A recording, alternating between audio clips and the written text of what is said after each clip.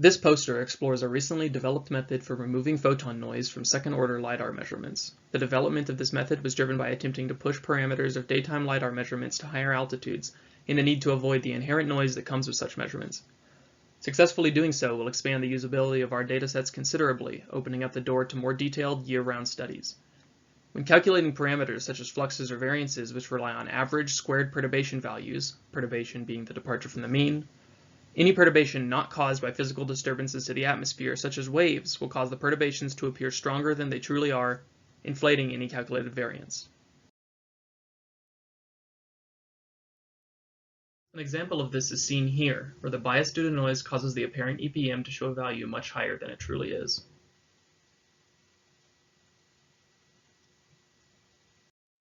Three solutions have been developed to handle this issue: variance removal, spectral proportion, and the interleaved method.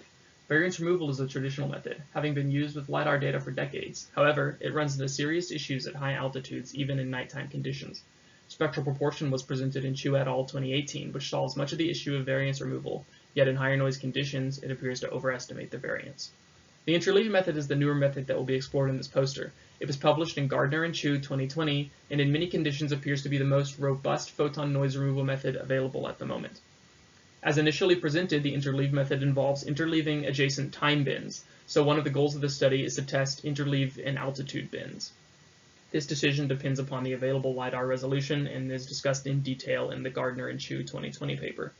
The main goal of this study is to explore the differences between the three methods in different noise conditions and to explore this relation using a forward model of the photon detection and noise removal process.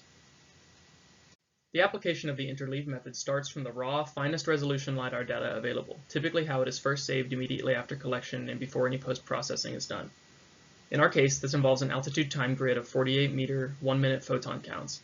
In a traditional approach to parameter derivation, one adds up all the bins within the desired resolution, in our case, 1 kilometer.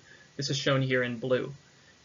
Once these 20 bins are added, they can be processed as needed to calculate temperature, density, or whatever parameter is desired for that 1 kilometer space.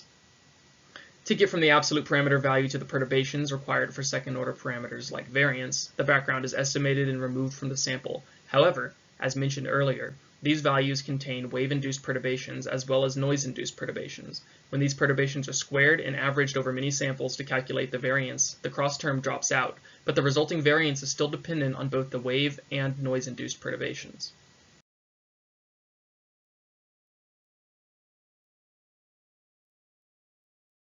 Stepping back to the first step of this process, this time we will follow the interleaved method. Instead of summing all 20 bins within the 1 kilometer range, we will add the even bins and odd bins separately, resulting in two 1 kilometer bins comprised of 10 48-meter bins each.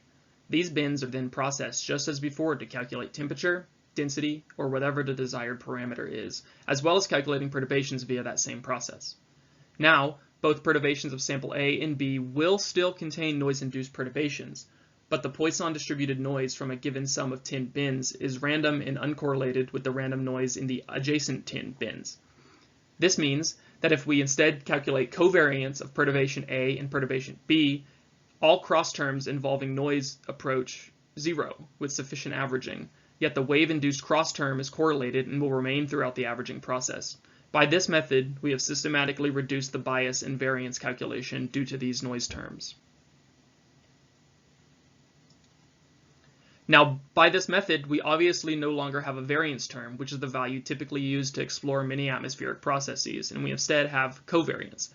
Due to the proximity of samples A and B and the scale at which many of these wave perturbations occur on, we are left with a covariance which is typically very similar to the variance of the wave perturbations. The similarity of these two values is mainly determined by the step size used for interleaving, and the 48-meter step size compared to the typically greater than 2 kilometer vertical wavelength of the gravity waves in our field mean that we can retain nearly all energy in this covariance term as we would have in the variance term.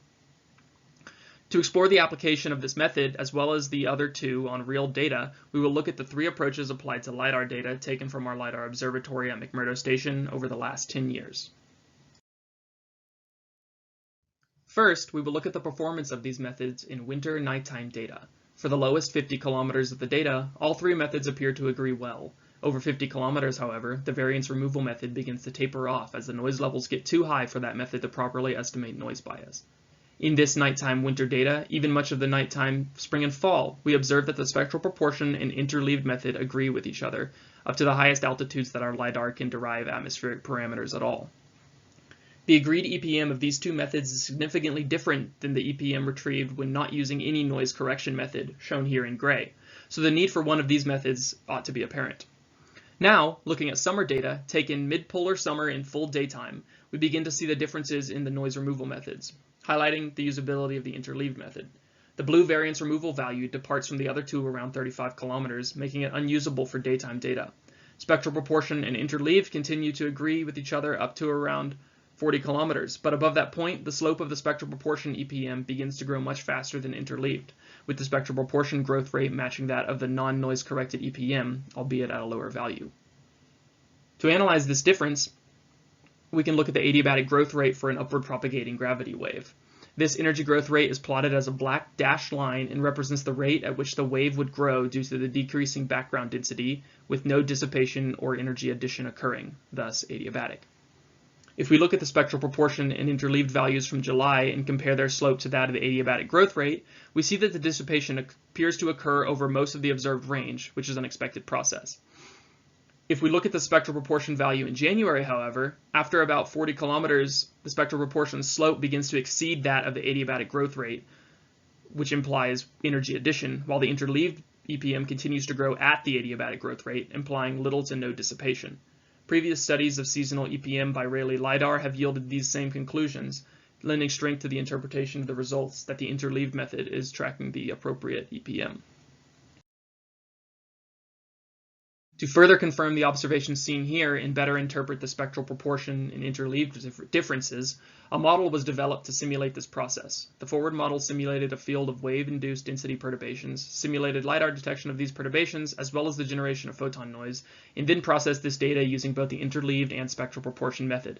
Since this was a simulation, a sample was processed without any noise or anything obscuring a clean calculation of the variance, and thus this truth value is plotted here in purple.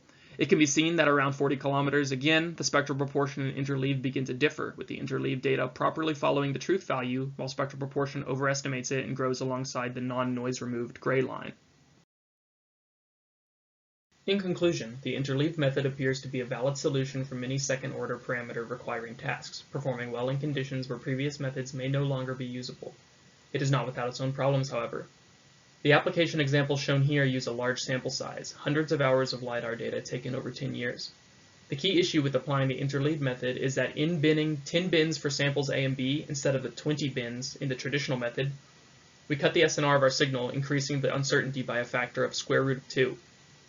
While this increased uncertainty can obviously be improved by an increased sample size, the user is limited by the range of the desired study, and more samples means that the geophysical variations measured must be stable over longer terms, and that shorter-term measurements cannot be accurately calculated using this method.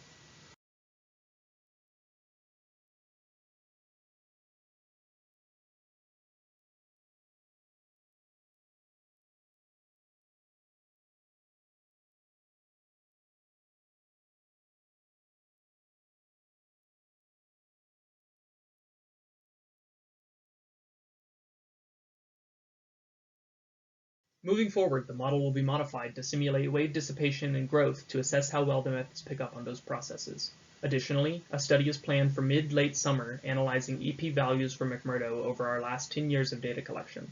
A major goal is a way to improve the interleaved performance with smaller sample sizes, as this would greatly improve the applicability of the method to a much broader range of studies.